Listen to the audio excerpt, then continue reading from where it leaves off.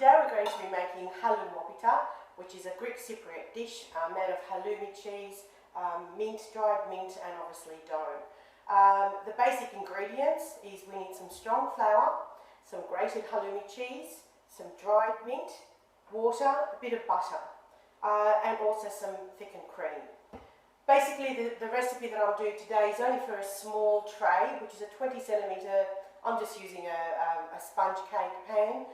We will apply some butter to it before we do it, but that's all I'll get. The good thing about this pastry is that if whatever you have left over, you can freeze it and store it, and you can use it again for another time for something else, whether you're making, again, another Haloumopita or spanakopita or diropita. Today I'm just doing the 4 cups of plain flour and water, basically whatever we need. So basically I'm going to put this protector so it doesn't go all over me, let's hope not. And also make sure you have your mixer on low, particularly when you've got the flour, so it doesn't go all over you. It's going to be a little bit noisy, so just excuse me for a little bit. We'll just add some water first to get it going, just on low. And add a bit more water. Now the water is basically just tap water. It doesn't need to be warm or cold. I've just filled this jug 15 minutes ago preparing for this. It's a little bit at room temperature, but that's it. There's nothing else really. Not complicated at all. Just keep adding water until the dough comes together. We want it to be nice and soft. The dough is pretty much done now. Still a little bit on the sticky, a little bit sticky, not too much side. It's up to you. I prefer to use the mixer because it's quicker.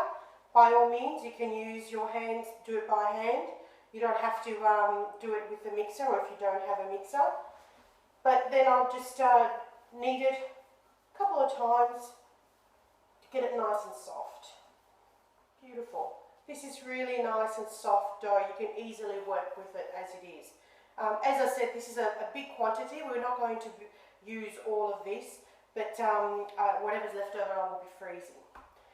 The next thing I'll be doing is that to roll it out, I actually use a pasta machine. Again, you can do it by hand. If you are doing it by hand, you just get a piece of the dough, you open it as much as you can with a rolling pin, and then you just pull it slowly with your hands. But make sure you've got a tablecloth and you sprinkle some flour so it doesn't stick to your work surface.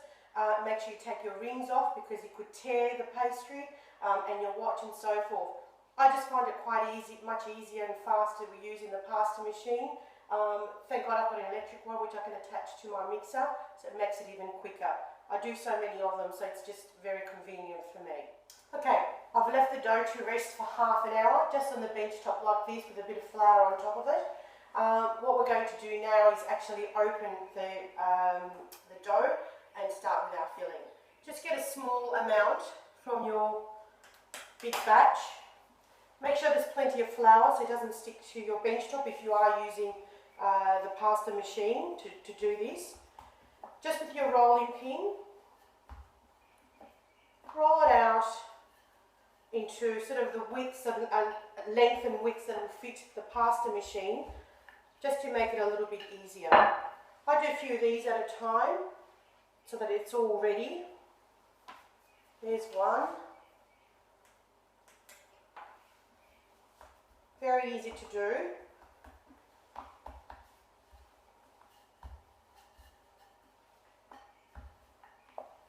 In fact, if you are going to freeze the dough, you can do it in these long strips, semi-prepared. They will actually defrost easier too.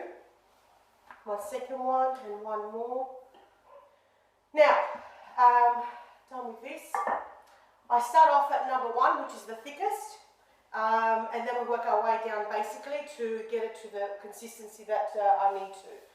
This is where, because it can get very thin, I need lots of flour so it doesn't stick. So just spread it. Basically, mine's going to be the width of pretty much of the bench top here, and this much. Okay, so off we go. A bit noisy again. This just makes life so much easier for me. So this is still on number 1. We fold it and put it through again. A bit of excess flour, you can take that off, dust that off. Basically we want a smooth dough. If it's a bit dimply, you basically need to redo it just to make sure it is smooth, because it will be harder for you to get it on a thinner consistency.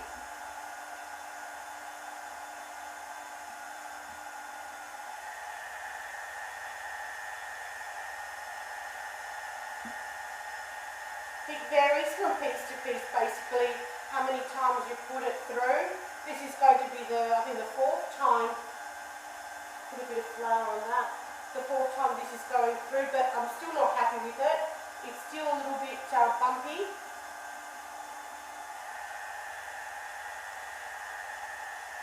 You'll know when you get a smooth one.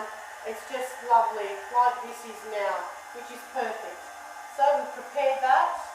Next one, perfect again. Right, from these 3 long rows, we're actually going to stretch the dough even more, because we're going down, so it's going to be extra long. So again, we cut these in half so they can fit within the space that I have here. And you'll need to judge that with, depending what space you have on your bench top. Okay, again, each time just make sure that you've got plenty of flour on your workspace, because the last thing you want is this to be sticking to the bench top. Now moving this to number 5, it tends to be thin enough so when you roll it, you're not just eating dough, you can actually taste the mixture. So here we go.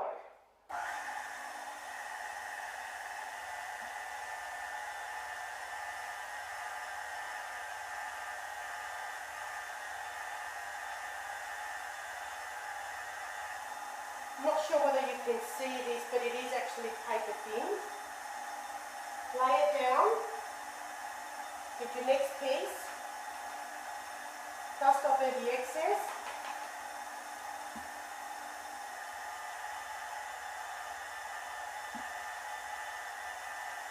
Hold it, support it.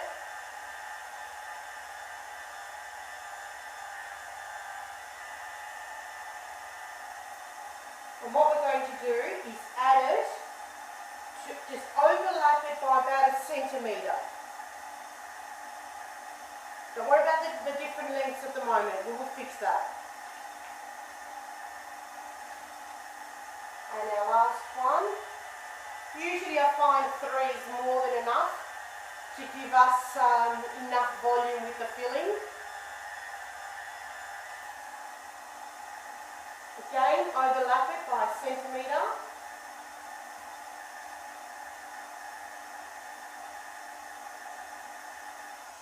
Now, as you can see, one is longer than the other.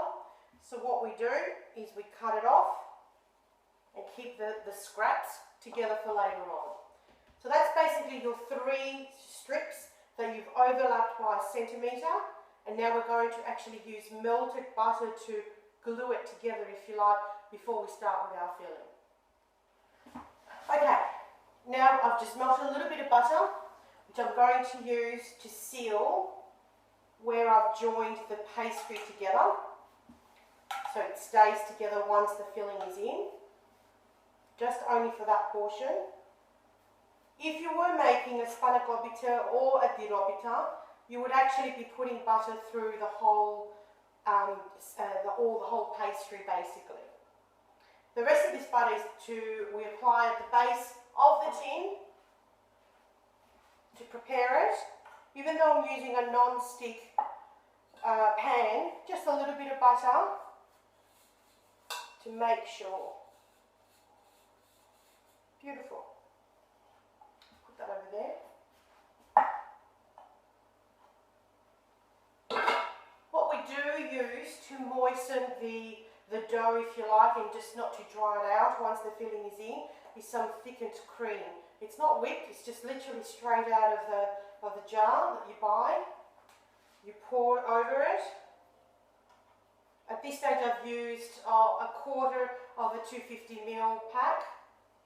Spread it thinly with a spoon. So I've probably used about 125ml of cream to do this one. Okay, that's pretty generous. Put that over there. The next thing is the halloumi cheese. How much or how little you put in is entirely up to you. The halloumi cheese is not finely grated. It doesn't need to be, because it really, once it melts, it sort of just joins together. So don't sort of kill yourself doing it as fine as possible. I'm quite generous with it. We quite like it. It gives it a strong flavour, because you're not really getting much taste out of the thickened cream. And just make sure it's pretty much the whole surface is covered. The next thing we add is mint. This is mint that we basically grow in our garden, and we sun dry it and rub it together, and you get that sort of this consistency. It is so much more aromatic when it's grown in your garden rather than buying it from the supermarket. Sometimes they can sit on the shelves for 2 years. Again, I'm quite generous with this. Don't be shy with it. I know you may not use it as much in other things, but it really is beautiful. Okay, and we start the rolling.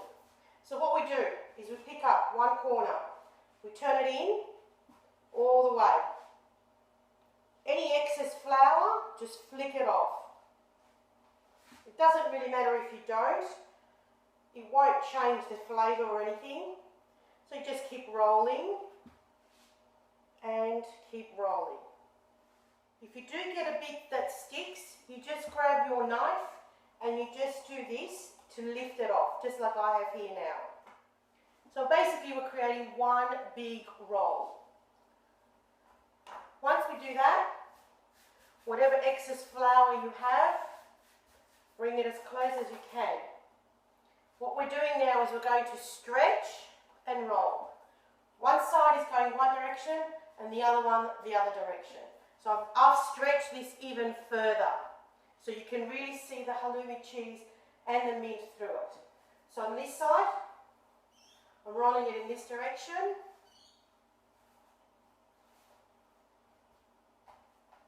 Keep it there. It may tear just as this has. It doesn't matter. Don't panic too much, because in the roll, it won't be seen. Now I create a snail-like roll. Just turn it inwards. Bring your tray. Transfer it. And you pick up the rest. And you continue it around.